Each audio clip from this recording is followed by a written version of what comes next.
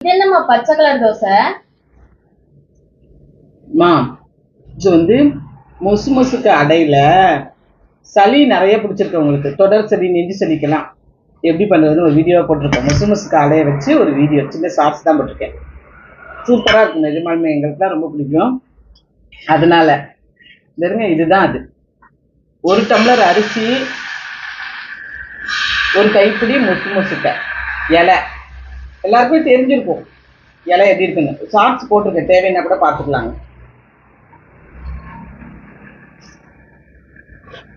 என்னென்ன போட்டிருக்கீங்க? அதுதான் ஒரு கைப்பிடி அரிசி, 1 டம்ளர் அரிசி, ஒரு கைப்பிடி மொசு மொசுக்க இலை, கொஞ்சோண்டு உப்பு போட்டு தோசையா ஊற்றிருக்கோம்.